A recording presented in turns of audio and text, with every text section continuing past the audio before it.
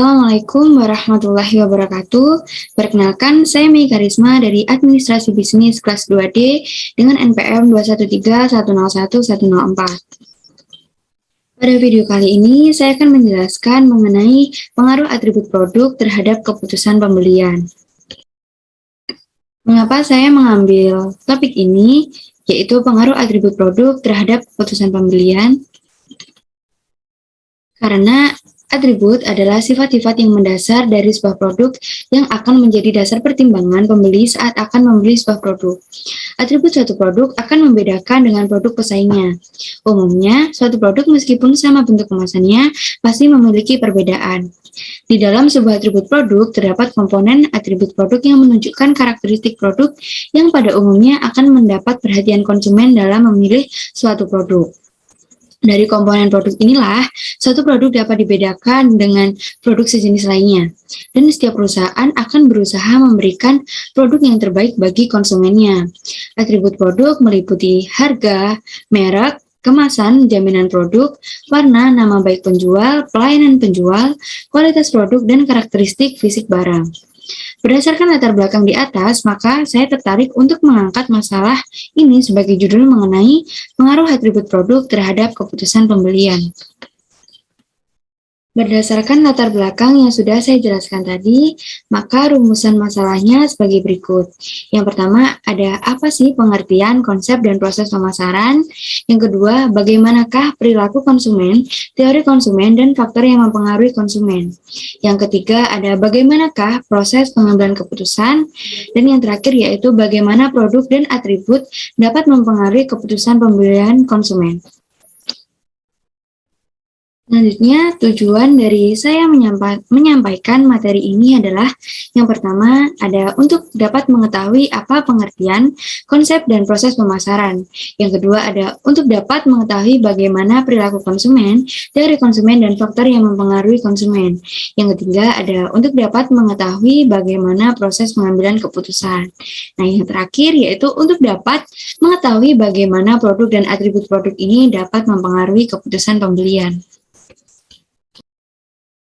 Nah, dari pemaparan ini diharapkan agar suatu saat penulis ataupun pembaca dapat mendapatkan ilmu baru. Jika suatu saat memiliki perusahaan dalam membuat suatu produk, diharapkan memperhatikan atribut produk yang berfungsi untuk menarik perhatian konsumen itu sendiri. Pengertian pemasaran. Jadi, pemasaran itu merupakan salah satu dari hal pokok yang harus dilakukan produsen bertujuan untuk mempertahankan kelangsungan hidup perusahaannya, untuk berkembang dan mendapatkan profit. Agar usahanya dapat berjalan dengan lancar dan mendapatkan citra positif dari konsumen, maka kegiatan pemasaran ini akan menimbulkan keputusan dari konsumen.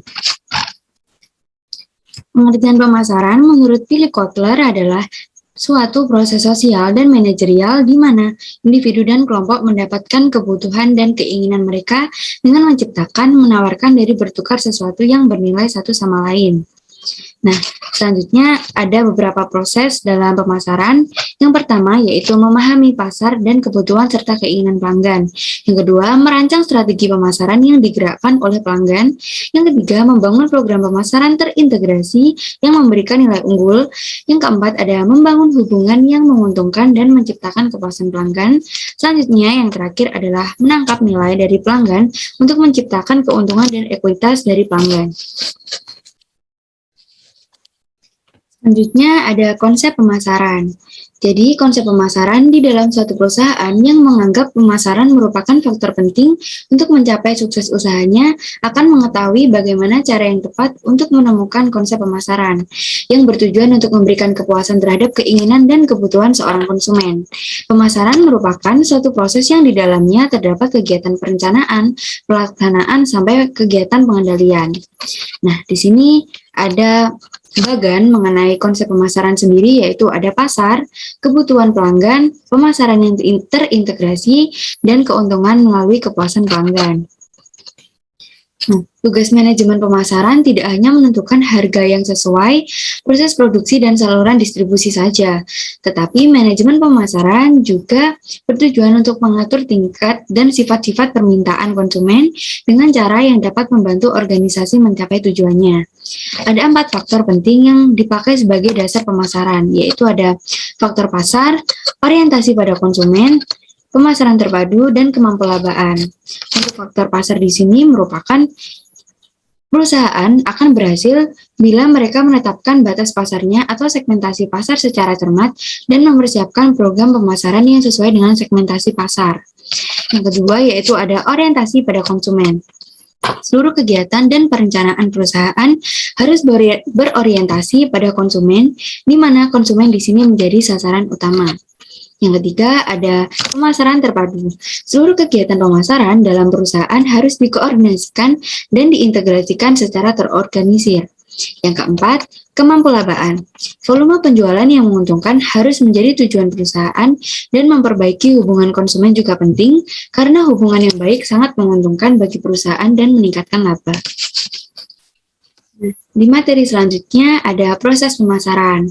Jadi proses pemasaran yang dilakukan oleh manajer pemasaran menurut Kotler adalah sebagai berikut. Nah, yang pertama itu ada menganalisis peluang pasar, mengembangkan strategi pemasaran, merencanakan program pemasaran, dan yang terakhir yaitu mengorganisir, melaksanakan, dan mengatasi atau mengawasi usaha pemasaran. Untuk yang pertama yaitu menganalisis peluang pasar. Nah, menganalisis peluang pasar merupakan langkah pertama yang harus dilakukan pemasar, yaitu untuk menganalisis peluang jangka panjang dalam pasar ini untuk meningkatkan kinerja unit usaha. Tujuan dilakukannya penelitian pasar adalah untuk mengumpulkan informasi yang penting mengenai lingkungan pemasaran berupa lingkungan mikro dan makro untuk mengenali potensi pasar yang ada dan memperkirakan permintaan pasar yang akan datang. Yang kedua yaitu mengembangkan strategi pemasaran. Pilihan strategi pemasaran diselaraskan dengan peluang dan tantangan global yang bersifat dinamis atau mudah berubah. Setelah perusahaan menentukan pasar sasarannya, perusahaan melakukan diferensiasi dan menentukan posisi untuk pasar sasarannya tersebut. Dan yang ketiga yaitu ada merencanakan program pemasaran. Untuk menjabarkan strategi pemasaran menjadi program pemasaran, manajer perlu membuat keputusan yang mendasar dalam pengeluaran pemasaran, bauran pemasaran, dan alokasi pemasaran. Perusahaan biasanya membuat anggaran pemasaran sebagai persentase dari sasaran penjualannya. Nah, menurut Philip Kotler, bauran pemasaran atau marketing mix adalah seperangkat alat pemasaran dan pasar sasaran. Alat pemasaran yang terkenal menurut McKinstry adalah 4P, yaitu produk atau produk, harga atau price, distribusi atau place, dan yang terakhir yaitu promosi atau promotion. Nah, untuk produk atau produk di sini adalah alat dalam bauran pemasaran yang paling mendasar. Nah, selanjutnya ada harga atau price, yakni merupakan jumlah yang harus dibayar konsumen terhadap produk yang akan dibeli. Nah, yang ketiga ada distribusi atau place, adalah berbagai kegiatan perusahaan untuk membuat produknya terjangkau dan tersedia bagi sasarannya. Selanjutnya ada promosi atau promotion, adalah berbagai kegiatan perusahaan untuk mengkomunikasikan dan mempromosikan produknya pada pasar sasarannya. Nah, setelah itu yang keempat ada mengorganisir, melaksanakan, dan mengawasi usaha pemasaran. Jadi hal ini atau kegiatan ini merupakan langkah terakhir proses pemasaran, yaitu mengorganisir sumber daya pemasaran dan melakukan pengawasan terhadap rencana pemasaran. Dalam proses pengambilan keputusan pada pembelian barang dan jasa, perilaku konsumen dipengaruhi oleh faktor-faktor lingkungan eksternal terdiri dari kebudayaan, kelas sosial, kelompok sosial, dan keluarga. Sedangkan faktor-faktor intern antara lain motivasi, pengamatan belajar, kepribadian, konsep diri, dan sikap. Nah, selanjutnya ada teori perilaku konsumen. Konsumen membeli barang dan jasa untuk memuaskan berbagai keinginan dan kebutuhan. Dengan mengetahui alasan-alasan yang dilakukan oleh konsumen dalam memilih dan membeli produk tertentu dari penjual merupakan faktor yang sangat penting bagi produsen untuk menentukan program promosi yang efektif. Desain produk termasuk di dalamnya mengembangkan produk, harga, saluran distribusi, dan beberapa aspek lainnya yang mempengaruhi teori perilaku konsumen. Faktor-faktor yang mempengaruhi konsumen. Tujuan dari kegiatan pemasaran adalah untuk mempengaruhi konsumen agar bersedia untuk membeli barang atau jasa perusahaan. Namun, sebelum kegiatan pemasaran hendak dilakukan, manajemen harus memahami perilaku konsumen sehingga manajer dapat mengetahui kegiatan pemasaran secara tepat. Faktor utama yang mempengaruhi perilaku konsumen ada dua, yaitu ada faktor ekstern dan faktor intern. Untuk faktor ekstern, yakni perilaku konsumen sangat dipengaruhi oleh berbagai lapisan masyarakat di mana ia dilahirkan dan dibesarkan. Hal ini berarti konsumen yang berasal dari lapisan masyarakat atau lingkungan yang berbeda akan mempunyai penilaian, kebutuhan pendapat, sikap, dan selera yang berbeda. Contohnya adalah sebagai berikut, yakni ada kelompok sosial dan referensi, serta keluarga. Untuk kelompok sosial dan referensi adalah kesatuan sosial yang menjadi tempat individu-individu yang berinteraksi satu sama lain karena adanya hubungan dan kepentingan yang sama. Nah, bentuk-bentuk kelompok sosial yang ada di dalam masyarakat ini ada face-to-face group, privacy group, secondary group, dan informal group, serta yang terakhir ada kelompok referensi. Nah, untuk face-to-face group sendiri, yakni kelompok yang anggotanya saling kenal secara erat dan akrab. Yang kedua ada privacy group, yaitu kelompok-kelompok yang ditandai dengan ciri-ciri adanya saling mengenal antar anggota. Yang ketiga ada secondary group, yaitu kelompok-kelompok besar yang terdiri dari banyak orang dan hubungan di antara anggotanya tidak mengenal secara pribadi atau privacy. Yang keempat ada informal group, yakni kelompok ini tidak mempunyai struktur dan organisasi tertentu dan biasanya terbentuk karena adanya pertemuan yang berulang-ulang. Terus yang terakhir ada kelompok referensi. Jadi merupakan kelompok sosial yang menjadi ukuran seseorang yang bukan anggota kelompok tersebut untuk membentuk kepribadian dan perilakunya. Nah, terus ada keluarga.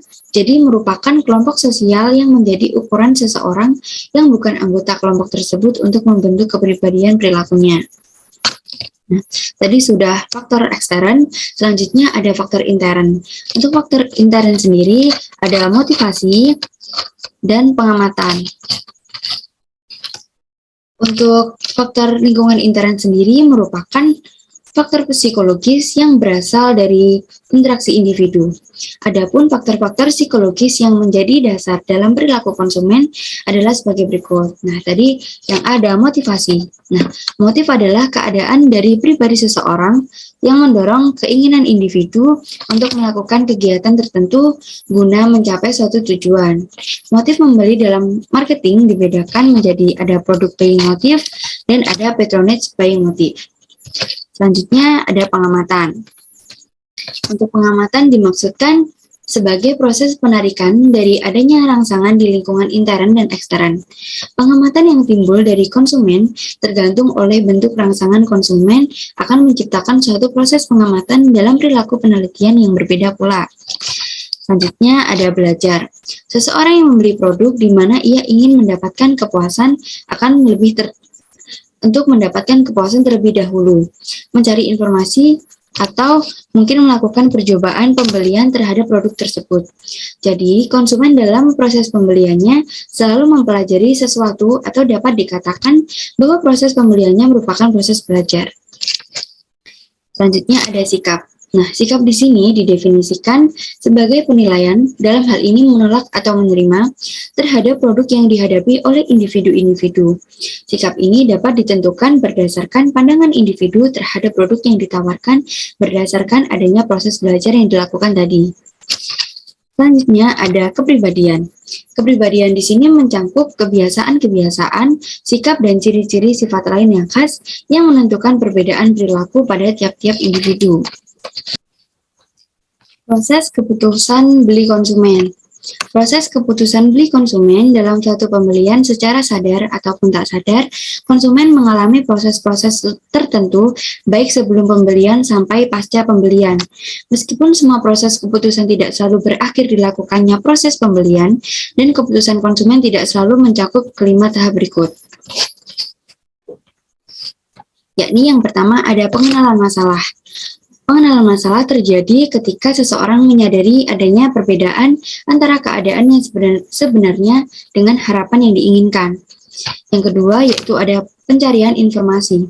Setelah mengenali masalah dan kebutuhan tersebut, konsumen mencari informasi tentang produk yang dapat memecahkan masalah atau kebutuhannya tersebut. Sumber informasi dikelompokkan menjadi 4 kelompok, yaitu yang pertama ada sumber pribadi, yaitu keluarga, teman, tetangga, dan kenalan. Yang kedua ada sumber komersial seperti iklan, tenaga, dan pedagang perantara. Yang ketiga, ada sumber umum, yaitu ada media massa, organisasi rating konsumen, dan yang terakhir ada sumber pengalaman, yaitu ada penanganan, pemeriksaan, dan penggunaan produk. Yang ketiga, ada evaluasi alternatif. Nah, konsumen dapat membandingkan atau menilai beberapa alternatif produk yang ada sesuai dengan kebutuhan dan keinginannya.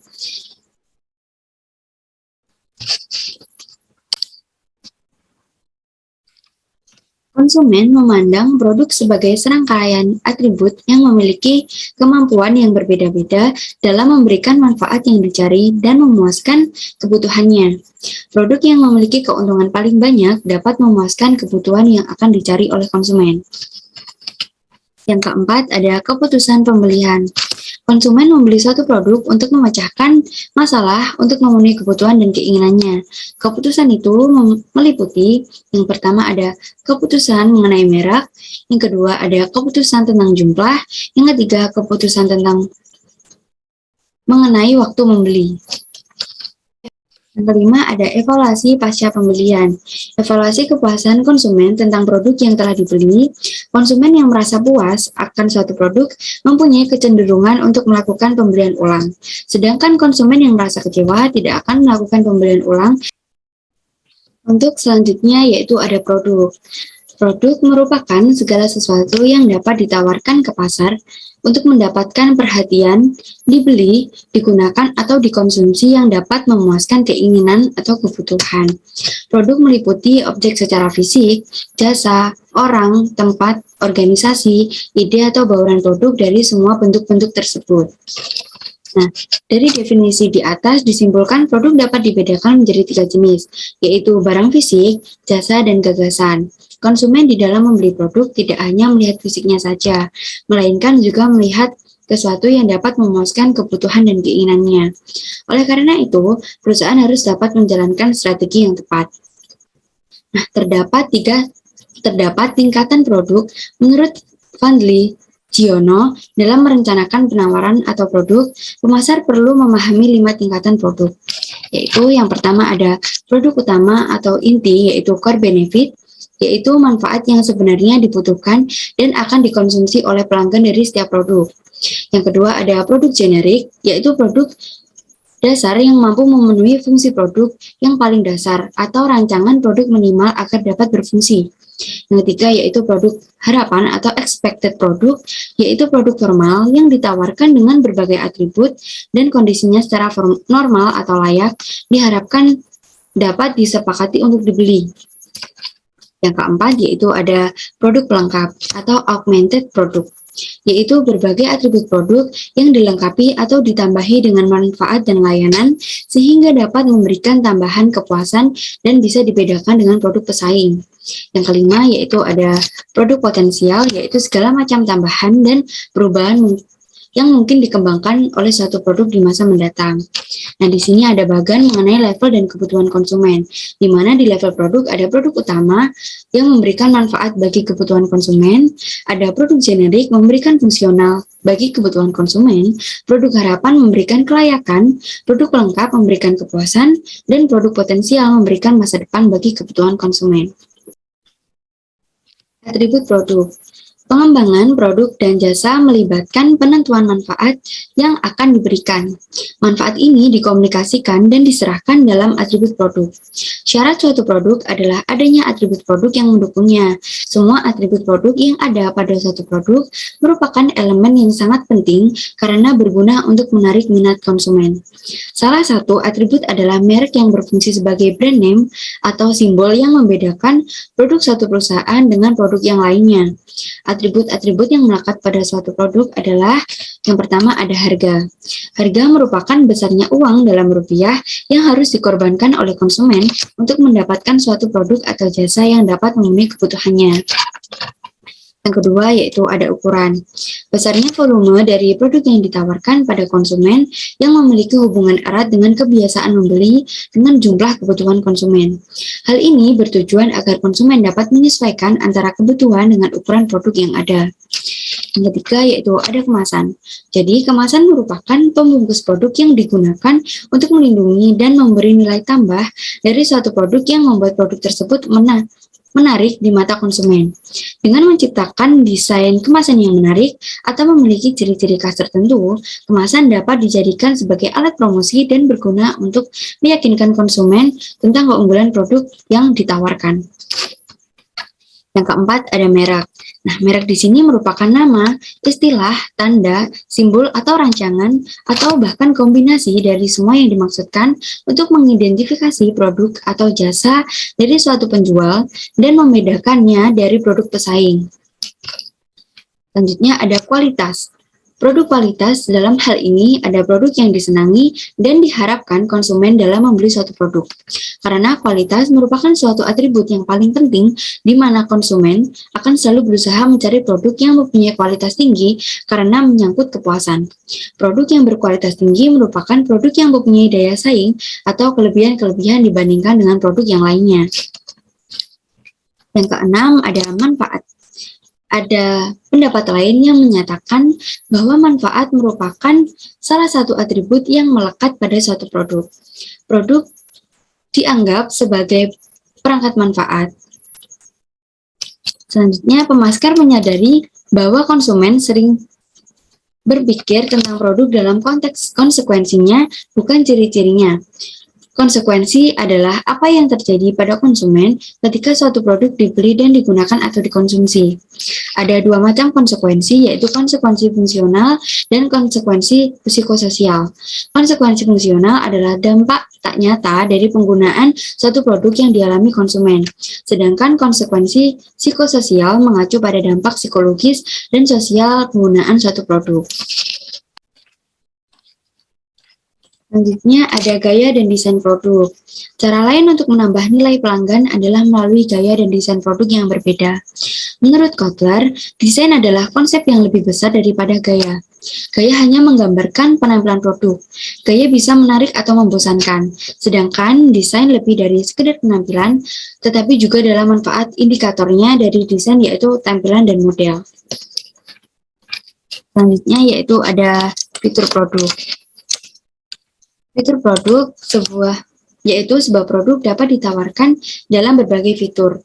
Fitur adalah sarana kompetitif untuk mendiferensiasikan produk perusahaan dari produk pesaing. Menjadi produsen pertama yang memperkenalkan fitur baru yang bernilai adalah salah satu cara paling efektif untuk bersaing di dalam sebuah bisnis. Selanjutnya ada layanan pelengkap. Saat ini, produk apapun tidak terlepas dari unsur jasa atau layanan. Layanan pelengkap tersebut meliputi informasi, konsultasi, order taking hospitality, caretaking, inspection, billing, dan pembayaran. Selanjutnya ada pemberian label. Labeling berkaitan erat dengan pengemasan. Label merupakan bagian dari produk yang menyampaikan informasi mengenai produk dan penjual. Sebuah label bisa merupakan bagian dari kemasan atau bisa juga merupakan etiket atau tanda pengenal yang disematkan pada produk. Dengan demikian, ada hubungan erat antara labeling, packaging, dan branding. Menurut Stenson dalam Fendi Ciptono, secara garis besar terdapat 3 macam label, yaitu brand label, yang kedua ada descriptive label, dan yang terakhir ada grande label. Selanjutnya ada jaminan. Jaminan adalah janji yang merupakan kewajiban produsen atas produknya kepada konsumen. Jaminan bisa meliputi kualitas produk, ganti rugi, dan sebagainya. Dewasa ini, jaminan seringkali dimanfaatkan sebagai aspek promosi, terutama pada produk-produk yang tahan lama. Nah, kita masuk pada materi pengaruh atribut produk terhadap keputusan pembelian. Atribut produk adalah salah satu hal yang ada di benak konsumen yang dijadikan sebagai bahan pertimbangan proses keputusan pembelian dari beberapa teori yang dikemukakan di atas, bahwa atribut produk merupakan unsur penting dalam produk yang penting bagi konsumen. Menurut Ciptono, atribut produk adalah unsur-unsur dari suatu produk yang dipandang penting oleh konsumen dan dijadikan dasar dalam pengambilan keputusan pembelian.